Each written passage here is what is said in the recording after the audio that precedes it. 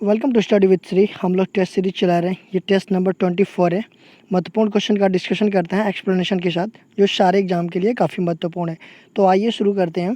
First question है, मुगल काल में गिलनार कौन थे? फर्स्ट ऑप्शन है हलवाई, सेकेंड ऑप्शन है चूना मजदूर, थर्ड ऑप्शन है कपास और रेशम के बुनकर, फोर्थ ऑप्शन है खेत जोतने वाले। तो देखिए, मुगल काल में गिलनार, ये जो बेसिकली ना, गिलनार का मतलब ये होता है कि गारा या गीली मिट्टी से कार्य करने वाले। तो यहाँ पे इसका उपयुक्त अर्थ यही हो जाएगा कि ये जो है कि चूना मजदूर। तो ये सेकेंड ऑप्शन सही है। नेक्स्ट क्वेश्चन देखते हैं। पानीपत का तृतीय युद्ध किन किन के मध्य लड़ा गया? फर्स्ट ऑप्शन है अंग्रेज और मराठा, सेकेंड ऑप्शन है मुगल और अफ़गान, थर्ड ऑप्शन है मराठे और अफ़गान, फोर्थ ऑप्शन है मराठा और बुंदेला। तो देखिए, पानीपत का तृतीय युद्ध जो है हुआ था मराठा और अफ़गान के बीच।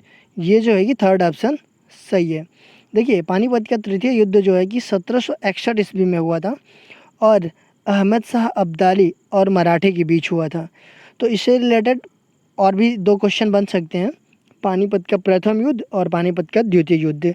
तो पानीपत का प्रथम युद्ध जो है कि 1526 में ये बाबर और इब्राहिम लोदी के बीच हुआ था, और पानीपत का द्वितीय युद्ध जो है कि 1556 में हेमचंद्र विक्रमादित्य और अकबर की सेना के बीच हुआ था। और नेक्स्ट क्वेश्चन देखते हैं। तालीकोटा का युद्ध हुआ था, फर्स्ट ऑप्शन है 1566 ईस्वी में, सेकेंड ऑप्शन है 1564 ईस्वी में, थर्ड ऑप्शन है 1565 ईस्वी में, फोर्थ ऑप्शन है 1563 ईस्वी में। तो तालीकोटा का युद्ध हुआ था आपका 1565 ईस्वी में। देखिए, 1565 मतलब थर्ड ऑप्शन सही है। देखिए, तालीकोटा का युद्ध को ना राक्षसी तंगड़ी युद्ध भी कहा जाता है। तो विजयनगर साम्राज्य के शासक सदाशिव राय और बहमनी सल्तनत के टूटे हुए चार राज्य। देखिए, बहमनी सल्तनत के चार कौन कौन से राज्य थे टूटे हुए? ये बीजापुर, अहमदनगर, गोलकुंडा और बिदर, ये तीनों सम्मिलित थे, और विजयनगर के साम्राज्य के शासक सदाशिव राय, इन दोनों के बीच हुआ था तालीकोटा का युद्ध। नेक्स्ट क्वेश्चन देखते हैं।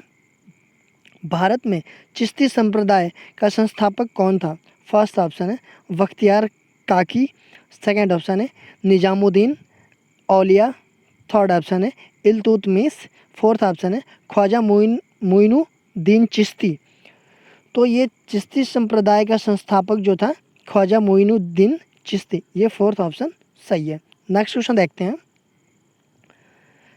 महाजनपद व उनकी राजधानियों का गलत युग्म बताइए। फर्स्ट ऑप्शन है गांधार, तक्षशिला, सेकेंड ऑप्शन है अंग, चंपा, थर्ड ऑप्शन है काशी, वाराणसी, फोर्थ ऑप्शन है अस्मक, मथुरा।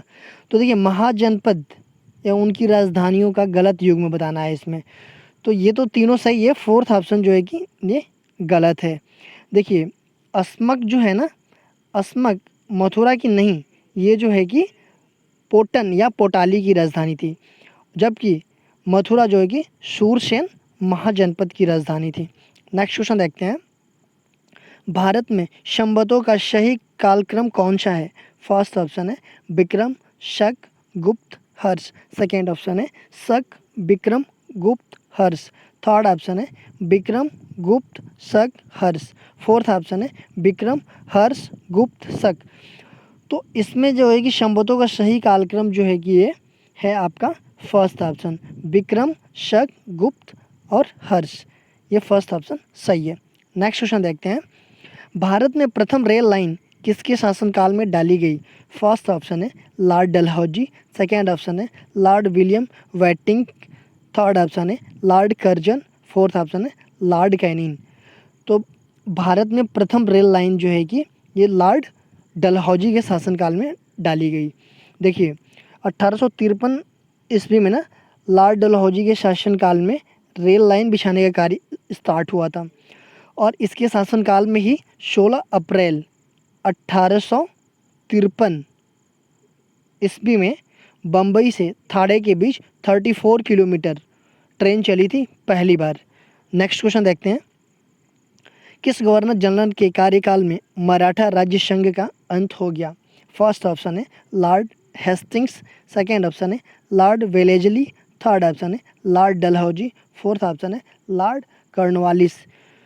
तो ये क्वेश्चन पूछ रहा है कि किसके कार्यकाल में मराठा राज्य संघ का अंत हो गया। देखिए, मराठा राज्य संघ का अंत जो है कि तृतीय अंगल मराठा युद्ध के बाद हुआ। मतलब जो 1817 और 18 ईस्वी में तृतीय अंगल मराठा युद्ध हुआ था, ये जो है कि इसमें मराठे जो है कि पराजित हो गए थे और उनका मराठा राज्य संघ का अंत हो गया था। ये जो है कि दौलत रवि सिंधिया, नागपुर के अप्पा साहब, मल्हाव राव होलकर द्वितीय, पेशवा, ये सब भी अंग्रेज़ों से पराजित हो गए थे। ये लॉर्ड हेस्टिंग के कार्यकाल में मराठा राज्य का संघ का अंत हो गया था। नेक्स्ट क्वेश्चन देखते हैं। क्रांतिकारी आतंकवाद की पैरवी करने वाले प्रमुख समाचार पत्र संध्या और युगांतर कहाँ से प्रकाशित होते थे? फर्स्ट ऑप्शन है पंजाब से, सेकेंड ऑप्शन है बंगाल से, थर्ड ऑप्शन है मद्रास से, फोर्थ ऑप्शन है उत्तर प्रदेश से। तो देखिए, ये संध्या और युगांतर ये समाचार प्रकाशित कहाँ से होते थे? ये बंगाल से होते थे। ये सेकेंड ऑप्शन सही है। नेक्स्ट क्वेश्चन देखते हैं। भारतीय राष्ट्रीय कांग्रेस द्वारा किस अधिवेशन में स्वशासन या स्वराज्य की मांग को ब्रिटिश सरकार के समक्ष रखा गया? फर्स्ट ऑप्शन है कलकत्ता अधिवेशन 1906, सेकेंड ऑप्शन है लाहौर अधिवेशन 1929, थर्ड ऑप्शन है लखनऊ अधिवेशन 1916, फोर्थ ऑप्शन है सूरत अधिवेशन 1907। तो ये किस अधिवेशन में स्वशासन एवं स्वराज की मांग ब्रिटिश सरकार के समक्ष रखा गया था? तो ये रखा गया था हमारा कलकत्ता अधिवेशन 1906 वाले अधिवेशन में। ये फर्स्ट ऑप्शन सही है। नेक्स्ट क्वेश्चन देखते हैं। ब्रिटिश सरकार द्वारा बंगाल विभाजन किस वर्ष रद्द कर दिया गया? फर्स्ट ऑप्शन है 1935 ईस्वी, सेकेंड ऑप्शन है 1910 ईस्वी, थर्ड ऑप्शन 1905 ईस्वी, फोर्थ ऑप्शन 1911 ईस्वी। तो देखिए, बंगाल विभाजन जो है कि रद्द कर दिया गया 1911 ईस्वी। ये फोर्थ ऑप्शन सही है। देखिए, बंगाल विभाजन कब हुआ था? 1505 ईस्वी में। और ये जो है कि उस टाइम पे लॉर्ड कर्जन के द्वारा ये बंगाल विभाजन किया गया और इसको जो है कि बंग भंग के नाम से भी जाना जाता है। लेकिन 1908 ईस्वी में बंग भंग आंदोलन शुरू हो गया और 1911 ईस्वी में फिर से जो है कि ये एक हो गया, बंगाल विभाजन को रद्द कर दिया गया। नेक्स्ट क्वेश्चन देखते हैं। नरम दल और गरम दल के रूप में भारतीय राष्ट्रीय कांग्रेस का विभाजन हुआ। फर्स्ट ऑप्शन है 1908 मद्रास अधिवेशन में, सेकेंड ऑप्शन है 1907 सूरत अधिवेशन में, थर्ड ऑप्शन है 1906 कलकत्ता अधिवेशन में, फोर्थ ऑप्शन है 1905 बनारस अधिवेशन में।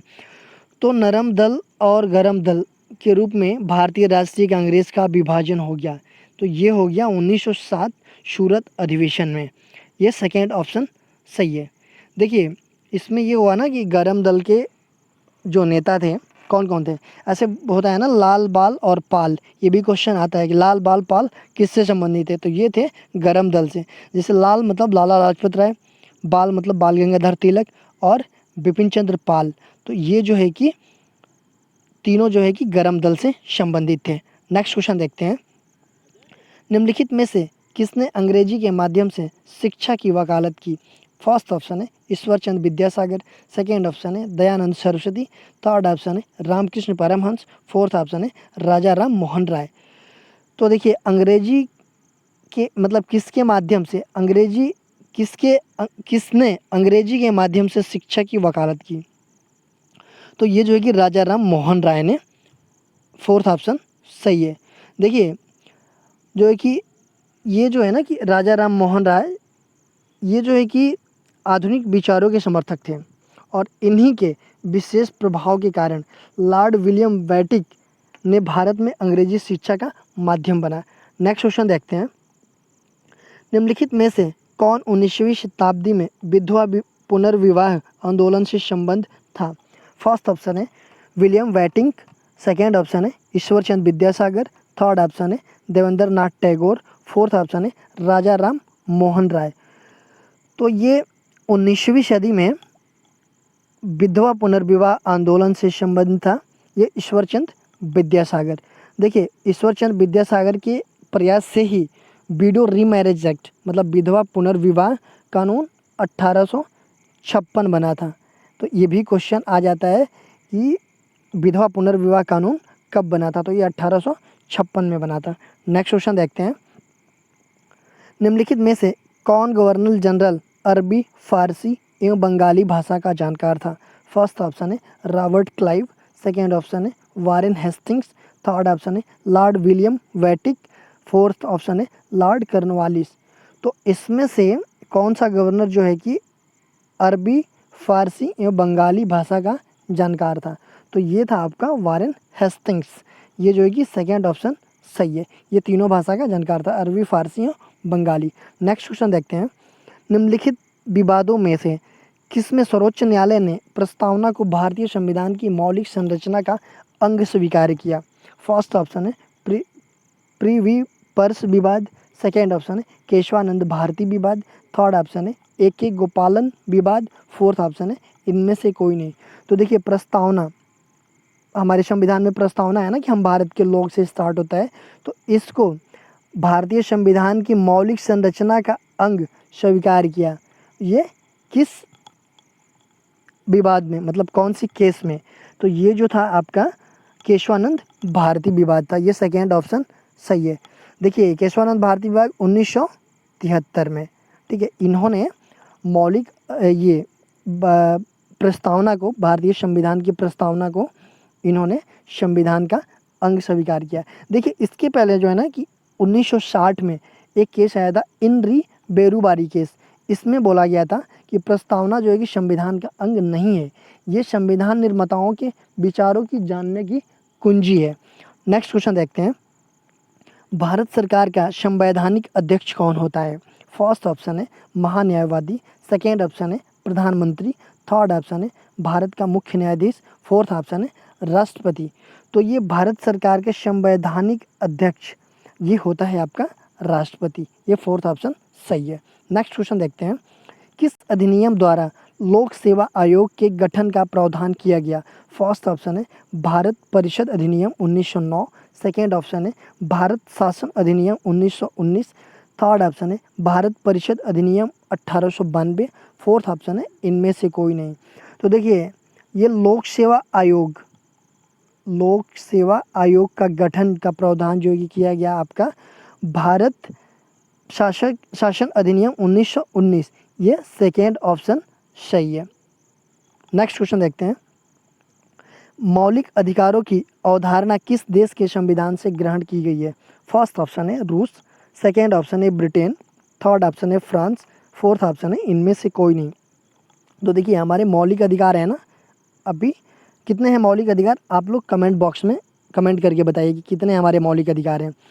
और मौलिक अधिकारों की अवधारणा जो है कि हमारा लिया गया है USA से, तो इसमें USA है नहीं ऑप्शन में, तो ये हो जाएगा इनमें से कोई नहीं, फोर्थ ऑप्शन सही है।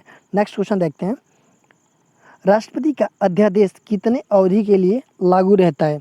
फर्स्ट ऑप्शन है 3 माह, सेकेंड ऑप्शन है 6 माह, थर्ड ऑप्शन है 4 माह, फोर्थ ऑप्शन है कोई निश्चित समय नहीं। तो देखिए राष्ट्रपति का अध्यादेश जो है ना, ये जो है 6 माह तक लागू रहता है, ये सेकेंड ऑप्शन सही है।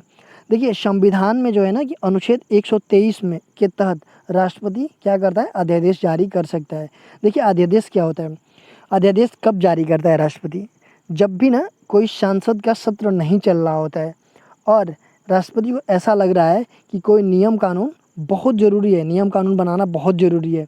तो नियम कानून तो तभी बनेगा ना जब संसद का सत्र चल रहा होगा, लोकसभा में और राज्यसभा में पास होगा तब हो पाएगा। अगर संसद का सत्र नहीं चल रहा होगा तो राष्ट्रपति क्या करता है कि वो अध्यादेश जारी करता है, और वो अध्यादेश क्या जो है कि 6 माह तक लागू रह सकता है।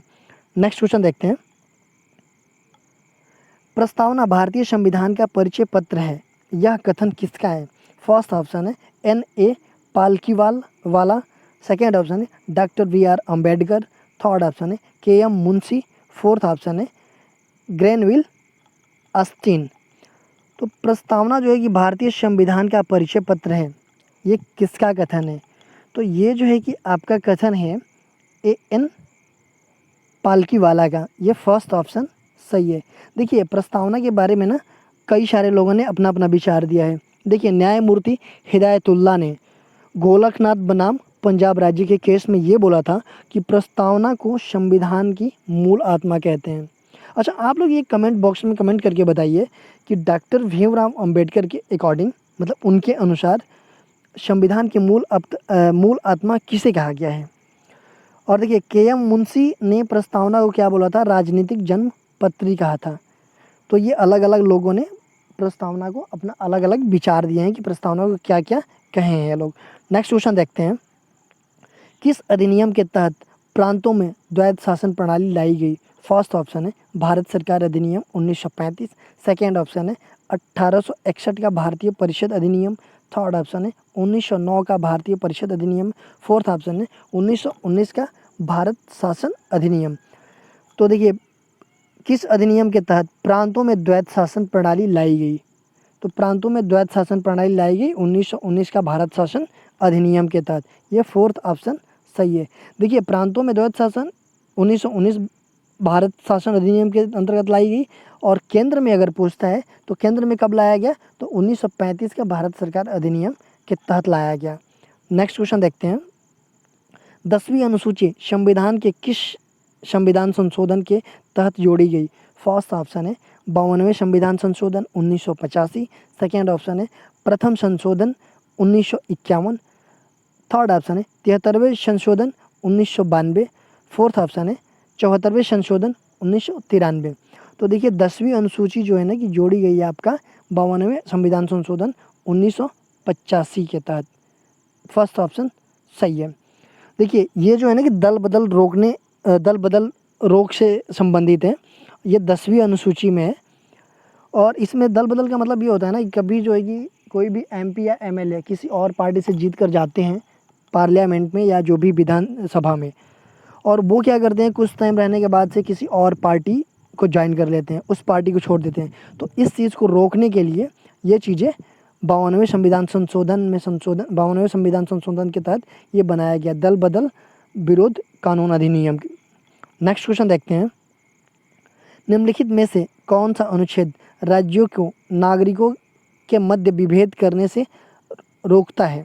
फर्स्ट ऑप्शन है अनुच्छेद 15 का, सेकेंड ऑप्शन है अनुच्छेद 15 का 2, थर्ड ऑप्शन है अनुच्छेद 15 का 3, फोर्थ ऑप्शन है अनुच्छेद 15 का 4। तो ये राज्यों को नागरिकों के मध्य विभेद करने से रोकता है, ये जो है कि 15 के फर्स्ट वाला, ये अनुच्छेद 15 के फर्स्ट मतलब फर्स्ट ऑप्शन सही है। नेक्स्ट क्वेश्चन देखते हैं, 2011 की जनगणना के अनुसार सर्वाधिक पुरुष आबादी वाला कौन सा है। फर्स्ट ऑप्शन है इलाहाबाद, सेकेंड ऑप्शन है मुरादाबाद, थर्ड ऑप्शन है गाजियाबाद, फोर्थ ऑप्शन है कानपुर। तो देखिए 2011 की जनगणना के अनुसार जो है कि सर्वाधिक पुरुष आबादी वाला जिला कौन सा है, तो ये है आपका इलाहाबाद, ये फर्स्ट ऑप्शन सही है। दोस्तों वीडियो अच्छी लगी तो लाइक कीजिए, सब्सक्राइब कीजिए, शेयर कीजिए। वीडियो देखने के लिए धन्यवाद।